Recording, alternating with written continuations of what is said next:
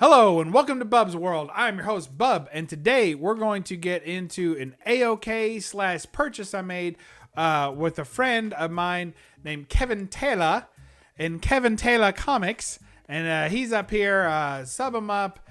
He does faceless videos mostly, so check that out. He's also on Instagram, and his big thing. You guys have heard me talk about him on No Faces Comic Chat before, but his big thing is collecting, and he'll correct me if I'm wrong, so be ready for that. But I believe he collects award-winning comics. I mean, he collects other things too, but his focus is on award-winning comics, and he likes to collect a slabbed version and a reader version, because most of the awards, and again, correct me if I'm wrong, but I think most of the awards are generally based around the story. Sometimes it might be the interior art, but very rarely, if ever, does a book get a cover award, right? So I think there's a lot fewer of those. So things like the Eisner Awards, stuff like that, he collects a lot of those and has a focus on those. So he's got a great collection, a very unique focused collection. I love that. If anybody out there also has a very unique and focused collection, put that in the comments down below. I'd love to know kind of where what makes your collection so different. So that's pretty cool. And then he gets a reader copy too, which is really neat because, like I said, a lot of those awards are not necessarily for cover art. So a lot of them are for the interior story. So it'd be a shame to slab all that and then not have a reader copy to represent what actually made the award. So anyway, he hit me up and he said, hey, my partner, who is Kirsty Taylor, she wants to send you some books. I was like, well, that's cool. And then he said, and I got a few for sale since I got a box going over there. I said, all right, let's go through those. So I bought a book, and then he threw in a book or two. I don't even know. There was no note, so I don't really know who gave what. But I think basically the book that I'm going to show, the first two books are from him, and then the rest, I think, is from Kirsty. So, all right, so let's make me small and get to the haul. Yo! Now, that's no foreshadowing. It might be. All right, so we're showing Planet Comics 1 and Wonder Woman 77 Special number 1. That special is really cool. The interior has got great art. It's got a cool story. It's got like a feature backup of Wonder Woman from the series, and there's a volume 2 as well. If you don't have that, you need to pick that up. And then, of course, Dave Stevens showing off some great work in Planet Comics 1. And the first book, and this is the book that I paid for, although it was a ridiculously low price, and I think he's just trying to help me out and still not give it away, you know, was Planet... What happened, Bub? Planet Comics number 1. Yes. So, is it an upgrade copy? So, now that I have them both in front of me, here's the deal. I believe them to be the same grade. I'm putting that right out there. I think that they're both, with a press, a 9.6. Now, I think that this one has a better shot at 9.8 after its press. It definitely was not pressed before it was put in, and actually my raw copy, because of that, presents just a little bit better. But of course, it looks good in this slab. So I would say that this Planet Comics number 1 that I got from Kevin is probably an accurate 9.4 as it stands, and then I think if it's pressed, it's a 9.6 and a possible 9.8 candidate because the corners are very sharp.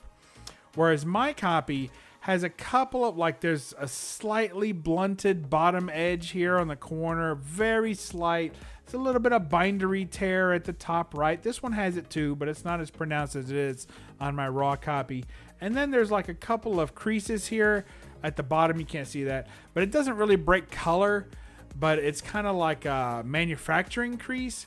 So I don't know how that would get graded, and I've not pressed my copy either. So if I were to press both copies, I think this one turns out to be a 9.6 solid, like no doubt. And this one probably a 9.8 and maybe a 9.6. So I'm going to keep this one. I'm going to sell this one at old BUBSCon 2022. I don't care for the interiors on these books. The Blackthorn run has terrible interiors for the most part. The Planet Comics run. So I'm probably just going to leave it in the slab, and now I can display it on my slab wall. So very pleased with that. Very happy with that. And after I sell this one, I'll be close to even money. You know, I will have paid a little bit for the upgrade.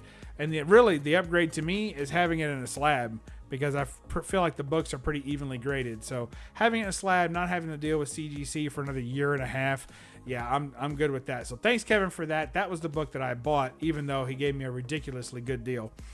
And then this book he threw in.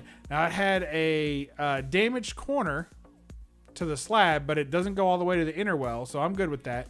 As long as it doesn't crack into the inner well, I usually don't care. Like, if you can look at it head on and not see the damage to the slab, then that's usually something I'll buy. It doesn't bother me. And CBCS is a very generous program for reslabbing. I think it's just like $12 or something to send in a book and get it reslabbed in their new holders. And this one already has a new holder, so I think it just accumulated some trauma when it fell. But here's some Greg Land, and I Am an Avenger #2. It says Marvel 1975. I had a hard time believing this is from 75. That can't be right. I think this might be an error. There's no way this book is from 1975. No freaking way. I Am an Avenger #2, Marvel 1975.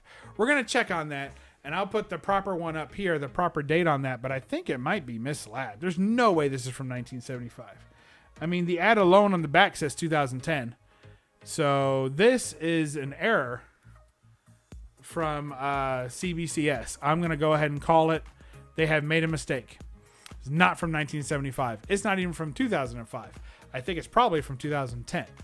But anyway, it is a Greg Land cover art, so it looks like they got everything else correct on it. So, but very cool. Check that out. I love Greg Land's art. This book is no exception. I like his pinup work, especially, but he is no slouch.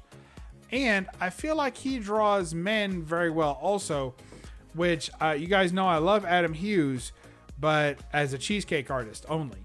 When he draws guys, he goes too, Rockwell-esque, and I just don't dig it. The red noses and the pale faces and the rosy cheeks. It looks goofy, and it always looks goofy, and I just don't care for it too much. But I feel like Greg Land draws dudes pretty good, and he definitely draws the women.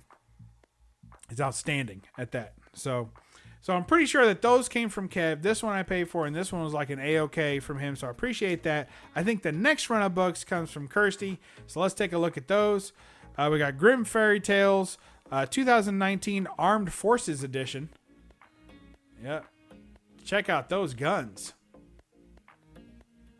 Nice battery there, as they say. And some planes at the top. Nice American flag edition. Can't beat that. Maybe I'll show that for the old flag challenge that Silver used to do all the time. And then here is Grim Fairy Tales. What is this? 2019 Armed Forces. It's the same book. Oh my gosh. So I don't know which one's A, B, and D. I think there's a C cover too that I didn't end up with, but look at all this. This one I think I like better than the other two, but it's pretty cool as well. That is one heck of a heel. And she's got two of them, no less. Look at that. That's pretty cool. I like airplanes. So as far as military vehicles, planes are my favorite. So to collect at least on covers.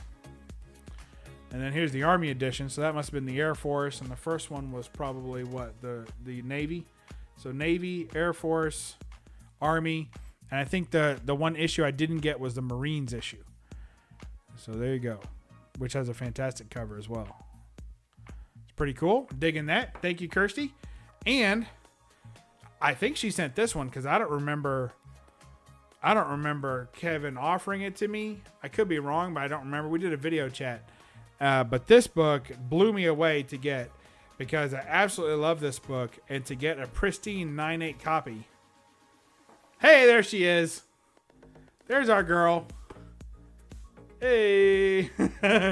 I guarantee you my copy is not a 9/8. But I would also never slab it because I love the story inside. So to get one, and this is heavy because it's not a trade, but it's like a special edition.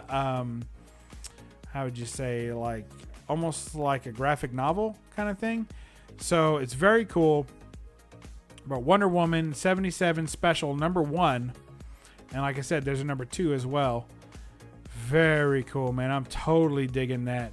Based on the classic TV series starring Linda Carter. I love this cover. And I thought it was really cool that Kevin offered me a book that I obviously love already, and I have a copy. And then Kirsty pulled out a book that she may or may not have known I would love. But I mean, my gosh, I love this book, and I love this cover. And I feel like the first time I saw this, I feel like Jambo Comics showed it off for the first time, and I ran out and got a copy. Absolutely love it. Linda Carter, you know, the best Wonder Woman for my money. Even though it's more campy and stuff than the current Wonder Woman. And Gal Gadot is no slouch. But man, Linda Carter, whew, that's always been that's been Wonder Woman my whole life and still is. So there you go. Wonder Woman 77 Special #1. You guys blew me away. You didn't have to do it, but you did it. And I want to thank you both for sending me this. And I was happy to help a little bit with whatever you guys had going on and buy a little bit from you. But I tell you, that is too nice. I love it. All right. Thank you so much. And we'll catch you next time in Bub's World. Remember to read a comic. Check out Kevin Taylor's YouTube channel and follow them on Instagram. And remember to read a comic and don't apologize for the glare. Bye-bye.